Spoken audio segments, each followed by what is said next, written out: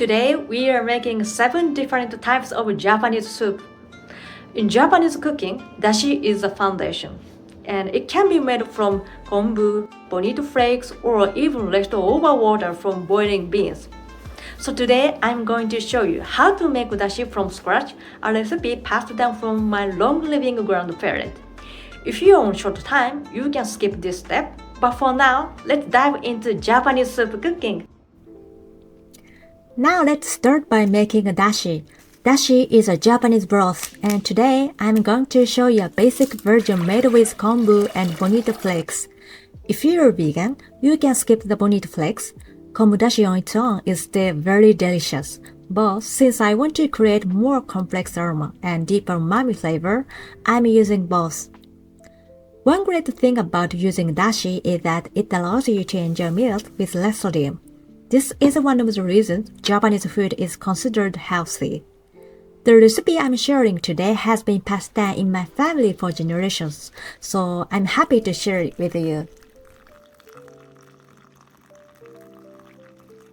You might think it takes a lot of work, but I promise you it pays off, because it becomes a naturally umami-rich broth. In Japanese culture, we have the spirit of mottainai, a feeling that something is too precious to waste, so later I'll show you how we can use the leftovers from dashi. First, let's make a simple miso soup. This is a classic version made with just a few simple ingredients. Once you learn this basic recipe, you can customize miso soup in your own way.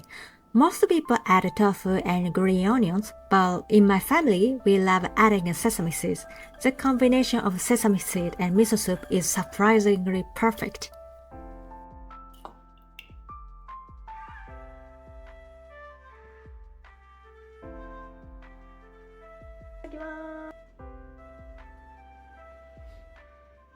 Next, let's make ozoni.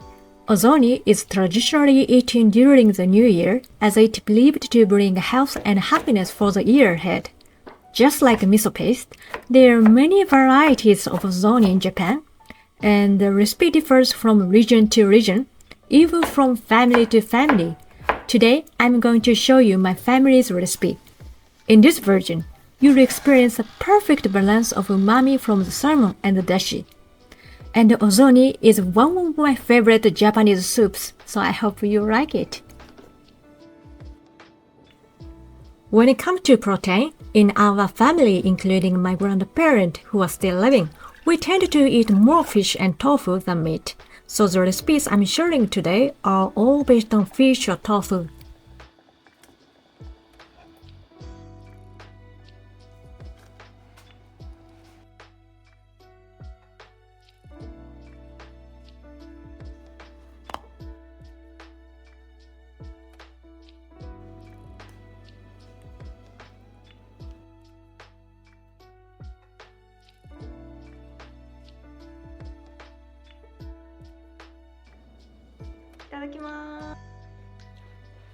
I love the combination of mochi and dashi soup. It's so delicious.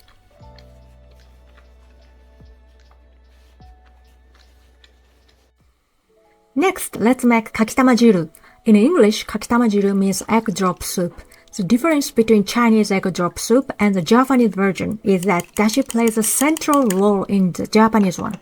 This allows us to cook it with no oil and no spices, using only gut-friendly seasonings. The result is a comforting gut-friendly soup, and if you enjoy natural flavors, I'm sure you'll love it.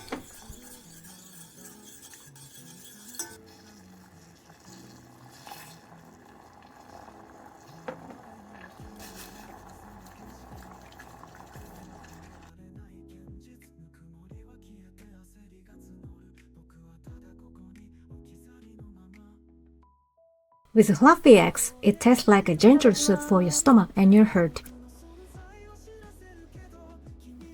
Now let's make a seasonal miso soup. The basics are the same as a simple miso soup, just add seasonal vegetables. This time, I'm using pumpkin and carrot. When I add vegetables like pumpkin, potatoes, or sweet potatoes, I usually don't add tofu. In that case, I get my protein from another meal.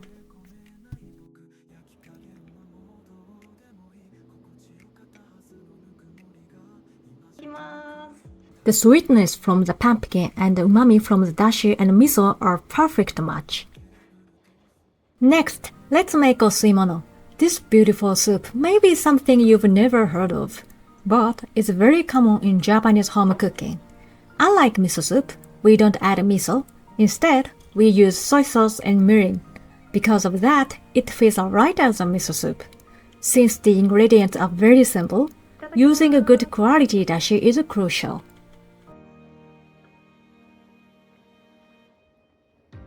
Next, let's make kenchinjuru.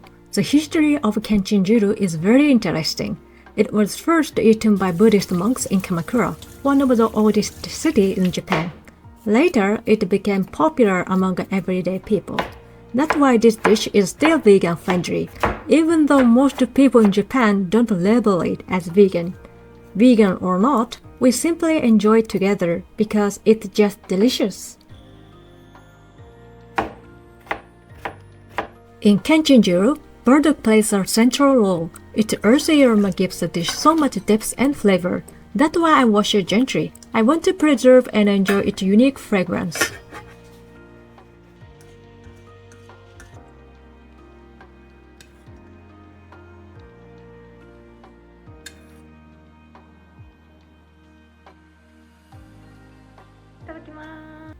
I always love the harmony of the earthy aroma from burdock with the beautiful aroma of dashi and miso. Finally, let's make kasujuru. For me, kasujuru is very special because it's made with sakekasu, one of my favorite ingredients. Sakekasu is a byproduct of sake brewing, and it's known for being highly nutritious, helping keep the body warm and boosting umami. This superfood is definitely worth trying if you love Japanese cuisine. The kasujuru I'm showing today is actually one of the most popular dishes that uses sakekasu. I hope you enjoy it.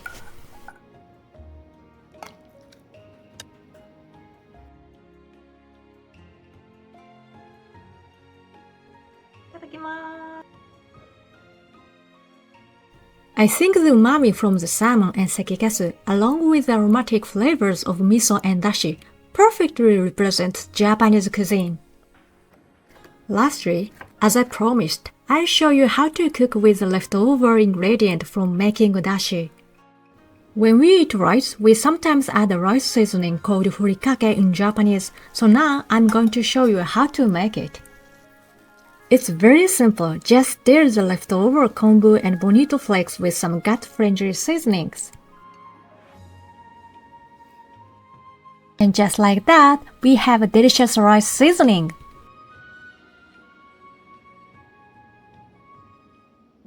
What do you think about Japanese soups? If you've only tried miso soup, I really encourage you to try other Japanese soups as well. In my next video, I'll take you to Yamaguchi Prefecture and explore some of the local cuisine I've discovered there. Stay tuned!